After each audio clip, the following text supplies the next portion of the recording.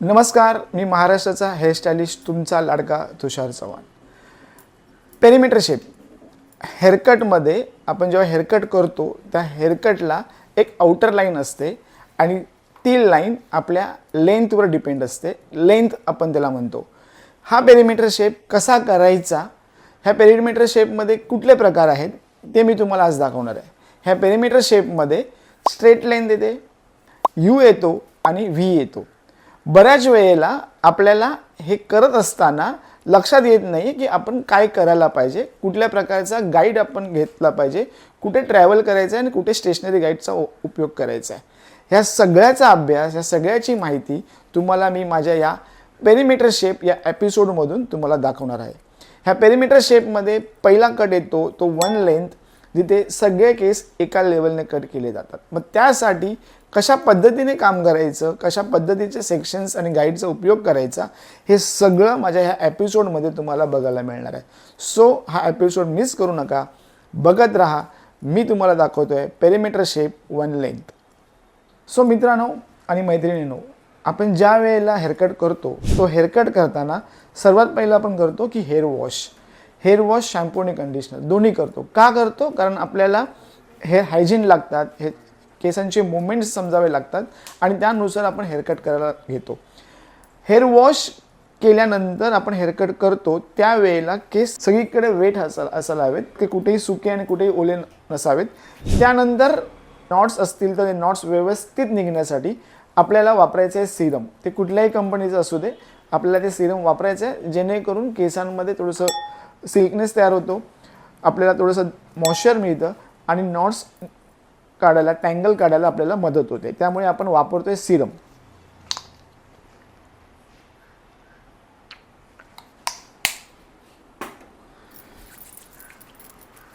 Serum लावताना सुरुवातीला तुम्हाला मिडल टू एंड्समध्ये सिरम लावायचं आहे. पूर्ण केसांमध्ये सिरम जाईल अशा पद्धतीने तुम्हाला ते ॲप्लिकेशन करायचं आहे. तसे हात तुमचे फिरले पाहिजेत केसांमध्ये.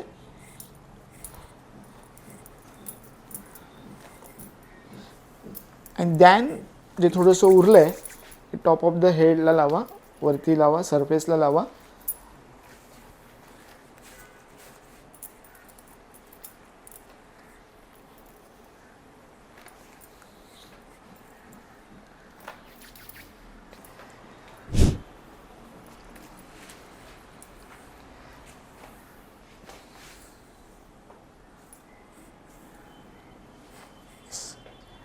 आता येतो सेक्शन्स. 4 भागांमध्ये आपल्याला केसांना डिवाइड करायचं आहे. तो सर्वात पहिला भाग येतो आपला सर्वात पहिला भाग येतो आपला बिंदी टू नेक लाईन. त्या लाईनला आपण बोलतो प्रोफाईल लाईन. ही माझी प्रोफाईल लाईन मी काढलेली आहे. बिंदी टू नेक लाईन, त्या लाईनला आपण बोलतो प्रोफाईल लाईन. माझी प्रोफाईल लाईन झालेली आहे, सी. ओके. त्यानंतर आपल्याला करायचं असतं इयर टू इयर. त्या लाईनला आपण बोलतो रेडियल लाईन. ह्या 4 पार्टमध्ये आपण ज्यावेळेस केस डिवाइड करतो त्यावेळेस आपल्याला थोडं हेअरकट समजायला लागतो की आपल्याला नेमकं काय करायचं आहे. 4 पार्ट केल्याने आपल्याला हेअरकट करताना व्यवस्थित हेअरकट करायला मिळतो. Left to right and right to left असं करून मी एक रेडियल लाईन क्रिएट केले. त्यामुळे माझ्या केसांमध्ये 4 पार्ट डिवाइड झालेले आहेत. अशा प्रकारे 4 पार्ट केलेले आहेत मी. बघा पुन्हा एकदा, बिंदी टू नेक लाईन, त्या आपला आपण बोलतो प्रोफाईल लाईन. त्यानंतर उजव्या कानाच्या मागून डाव्या कानाच्या मागे, डाव्या कानाच्या मागून उजव्या कानाच्या, म्हणजे राईट टू लेफ्ट या लेफ्ट टू राईट जी लाईन गेलेली आहे त्या लाईनला आपण बोलतो रेडियल लाईन. तसं म्हणजे 1 2 3 4 असे 4 पार्ट मी केलेले आहेत. बेसिक हेअर कटिंग करताना तुम्हाला हे 4 पार्ट करता येणं फार गरजेचं आहे. हेअर कटिंग करायला येणं म्हणजे काय करणं, की आपल्याला ह्या सगळ्या गोष्टी सेक्शनिंग, क्लिपिंग, हेअरला डिग्रीमध्ये घेणं, हेअरला लिफ्टिंग करणं, ह्या सगळ्या गोष्टी ट्रॅव्हल गाईड करणं, स्टेशनरी गाईड करणं आणि त्या अँगलमध्ये केसांना घेणं, हे करता येणं म्हणजे हेअर कटिंग करायला शिकणं. ओके. सो आपण 4 पार्ट केलेले आहेत, 1 2 3 4. तर मी बॅक साईडला एक अंडरसेक्शन करून घेणार आहे.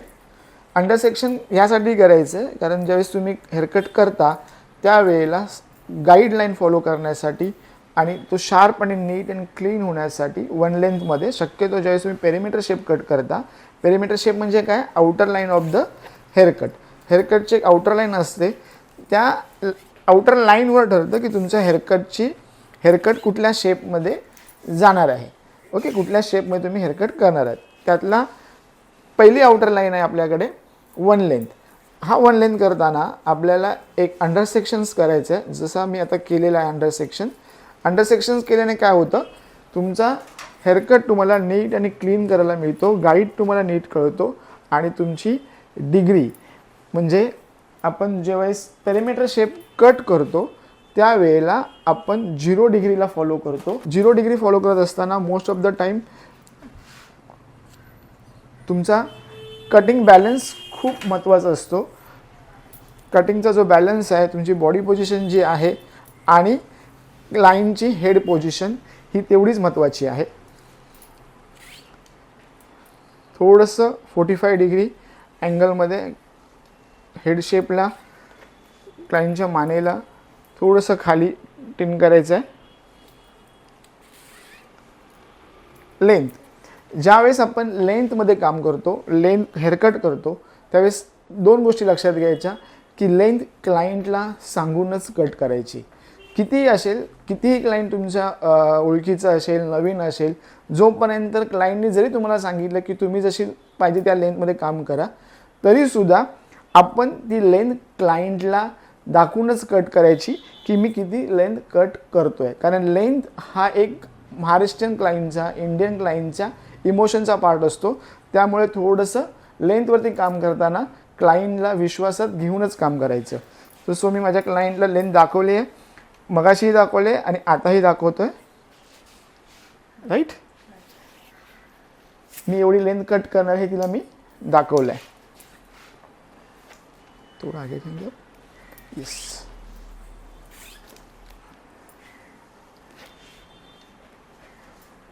दॅन मी प्रोफाईल लाईन जी आहे आपली, त्या प्रोफाईल लाईनच्या 1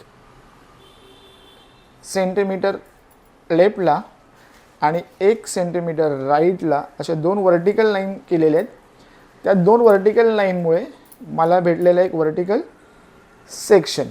ओके, नाव आता मी जो कट करणार आहे त्याला 0 डिग्रीपेक्षा 1 फिंगर डेप्थ बोलतो. म्हणजे 99% तुम्ही हेअरकट करताना, पेरिमीटर शेप करताना 1 फिंगर डेप्थमध्ये हेअरकट करता. इंडियामध्ये ही पद्धत खूप आयडियली वापरली जाते, खूप मोठ्या प्रमाणात वापरली जाते. त्याला आपण बोलतो. आता बऱ्याच वेळेला असं होतं की क्लायंटची लेंथ खूप लॉंग आहे, हेअरची तुमची पोझिशन खूप खाली आहे.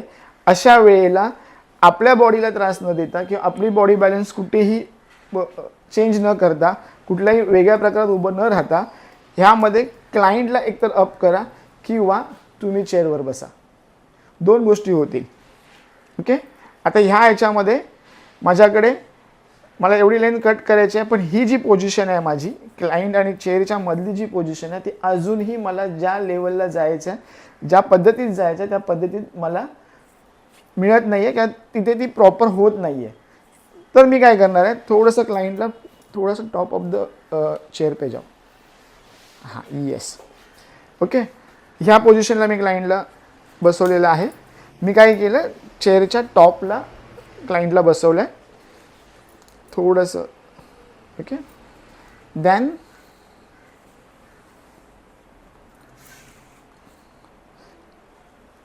कटिंग अँगल काय असतो, ज्या 2 बोटांमध्ये तुम्ही केस पकडता, ज्या होल्ड करता, त्याला आपण बोलतो कटिंग अँगल किंवा होल्डिंग अँगल.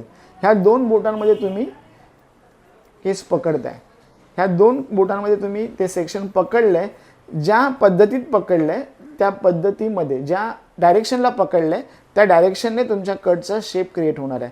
मग तुम्ही ते डायगनल पकडलं तर डायगनल शेप क्रिएट होणार आहे. तुम्ही स्ट्रेट पकडलं तर स्ट्रेट मीन्स हॉरिझॉन्टल स्ट्रेट. जर का तुम्ही वर्टिकल स्ट्रेट पकडलं तर वर्टिकल शेप क्रिएट होणार आहे. So this is called cutting angle. हा जो कटिंग अँगल आहे तुम्ही कसा पकडलाय, स्ट्रेट,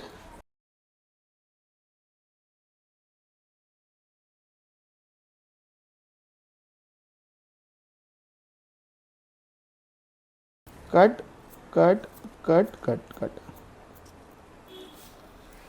स्ट्रेट. ज्यावेळेस मी स्ट्रेट कट केला त्यावेळेला माझी सीझर त्या कटिंग अँगलच्या लाईनला परपेंडिक्युलर गेली. जिथे कटिंग अँगल आहे त्या कटिंग अँगलला माझी सीझर परपेंडिक्युलर आहे. मी ना सीझर अशी प्लेस केली आहे ना मी सीझर अशी प्लेस केली आहे. मी सीझर प्लेस परपेंडिक्युलर केले आहे, समांतर प्लेस केले. ओके, कोण आहे तर त्यानंतर प्रत्येक वेळेला तुम्हाला थोडंसं स्प्रे करणं गरजेचं आहे, कारण हेअर ऑलवेज वेट असावेत ज्यावेळेस तुम्ही सॉलिड लाईनमध्ये कट करता. What is solid? Perimeter shape cut करताना आपण 0 डिग्रीचा वापर करतो आणि ही 0 डिग्री म्हणजे सॉलिड. ओके, त्या सॉलिड लाईनमध्ये कट करत असताना आपल्याला हेअर प्रॉपर वेट असावेत. डिवाईड केलं आहे, 2 सेक्शनमध्ये डिवाईड केलं आहे. दॅन होल्ड होल्ड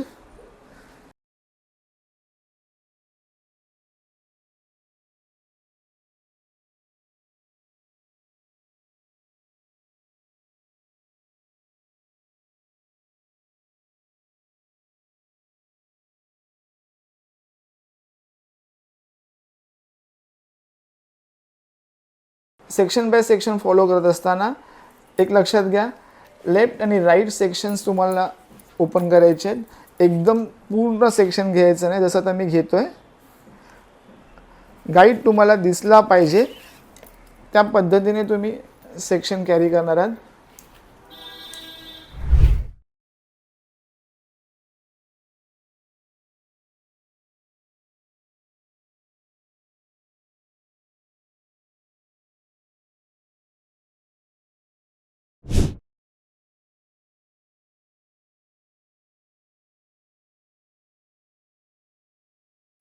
आता ज्यावेळेस माझा हा वन लेंथ कंप्लीट झाला आहे त्यावेळेला तुम्ही जर सगळं बघितलं असेल, याच्यामध्ये बरोबर निरखून बघितलं असेल तर माझ्या क्लायंटचा जो हेडशेप होता तो मी कुठेही क्लायंटला ना डावीकडे ना उजवीकडे ना जास्त खाली ना जास्त मागे होऊन दिलेला नाही आहे.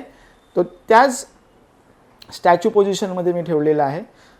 क्लायंट सजीव आहे, ते हलणार डुलणार मागे पुढे होणार, पण आपण ॲज अन हेअर ड्रेसर ज्यावेळेस सॉलिड लाईनमध्ये काम करतो तर त्या पोझिशनला घेऊनच काम करा. ज्या पोझिशनला तुम्ही गाईड कट केला होता त्याच पोझिशनला क्लायंटच्या मानेचा हेडशेप तसाच असलेला असायला हवा. हेडशेप म्हणण्यापेक्षा माने डोकं जे आहे ते ना असं टेंड व्हायला पाहिजे, ना असं टेंड व्हायला पाहिजे, ना असं खाली गेलं पाहिजे, ना असं वर आलं पाहिजे. तर ज्या पोझिशनला मी गाईड करताना ठेवलं होतं त्याच पोझिशनला ते हेड ठेवायचं आहे. तो ना मागे पुढे डुलवायचा आहे. क्लिअर? तो मी वन लेंथ कट झालेला आहे. ह्या वन लेंथ कटचा फायनल लुक तुम्हाला मी दाखवणार आहे ब्लो ड्राय केल्यानंतर. सो ब्लो ड्राय कसं करायचं हेही मी तुम्हाला शॉर्ट टेक्निकमध्ये दाखवणार आहे. ओके, सो ब्लो ड्राय करताना सर्वात पहिल्यांदा येतं ब्लास्ट ब्लो ड्राय, जिथे तुम्हाला पूर्णपणे केसांना टॉप टू बॉटम ड्राय करायचं आहे, सुकवून घ्यायचं आहे. त्यासाठी नोझलचा वापर करायचा नाही आहे. ब्लास्ट ब्लो ड्रायला आपण पॉवर ब्लो ड्राय पण बोलतो. हाय स्पीड ठेवायचा आणि स्कल्प सुकवायचा. पहिल्यांदा स्कल्प, बघा माझी ब्लो ड्राय टॉप असती असती असती असती असती असती असती down, top and down, top and down. जिथे जिथे ब्लास्ट ब्लो ड्राय बरोबर आपण याला बोलतो प्लाम ब्लो ड्राय सुद्धा, कारण आपण प्लामचा वापर करतोय, आपण पूर्ण हाताचा वापर करतोय.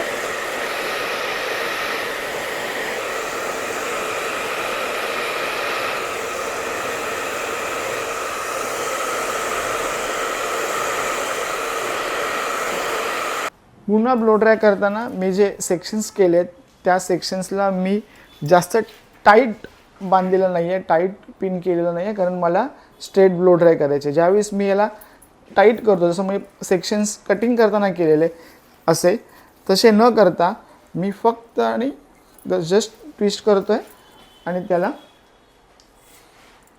क्लिप करतो. कारण मला जो ब्लो ड्राय हवा आहे तो स्ट्रेट हवा आहे. जर मी पुन्हा त्याला राऊंड करून जर क्लिप केले तर पुन्हा त्याला वेव्ज येणार आणि ते वेव्ज निघण्यासाठी, त्या वेव्जला ड्राय करण्यासाठी तुम्हाला जास्त वेळ लागणार. म्हणून ब्लो ड्राय करताना मेक शुअर की सेक्शन्स जे आहेत ते जास्त टाईट नाही होणार.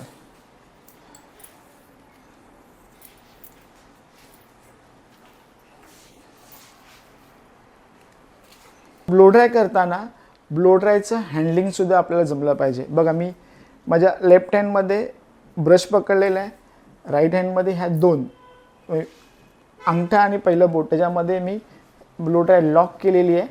देन ही 3 बोटं जी आहेत ती मला केसांमध्ये मुवमेंट्स घेण्यासाठी, केसांना लिफ्ट करण्यासाठी, केसांना होल्ड करण्यासाठी वापरायचे आहेत. क्लिअर? सी, लाईक दिस, लाईक दिस, लाईक दिस, लाईक दिस, अशा पद्धतीने मी वापरणार आहे. त्यानंतर मी अशा पद्धतीने केसांना मुवमेंट ठेवणार आहे. ही ब्लो ड्राय घेतली, ही ब्लो ड्राय, हे ॲक्शन्स आहेत माझ्या 1 देन 2 देन 3. मी खालून मुवमेंट्स देणार नाही आहे कारण मला 1 लेंथला फ्लॅट लुक घ्यायचा आहे. त्यामुळे मी खालून थोडासा मुवमेंट्स घेणार नाही, जास्त बाउन्स देणार नाही आहे. जस्ट एक मुवमेंट घेऊन सोडून देणार आहे. Okay, see, let's start.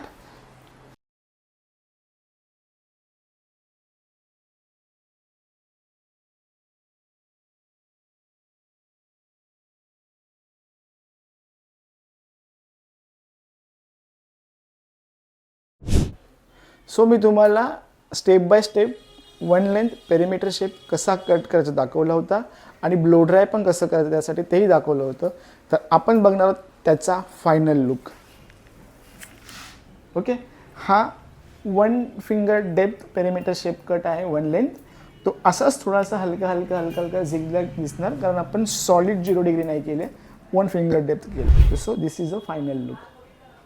तर तुम्हाला 1 लेंथ कट आवडला असेल तर महाराष्ट्राचा हेअरस्टायलिस्ट तुषार चव्हाणच्या यूट्यूब चॅनलला लाईक आणि सबस्क्राईब करायला घाबरू नका, बिंदास्त करा. कारण मी घेऊन येते तुमच्यासाठी वेगवेगळे कट.